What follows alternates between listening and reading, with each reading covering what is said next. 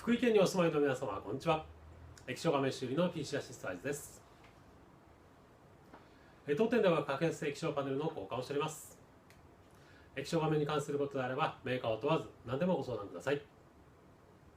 通常メーカーに修理を依頼しますと6万円から8万円ほどかかってしまうんですけれども、当店なら半額以下で。諦めていた皆さんもどうぞ当店にお問い合わせください。それではどうぞよろしくお願いいたします。PC アシストアイズでした。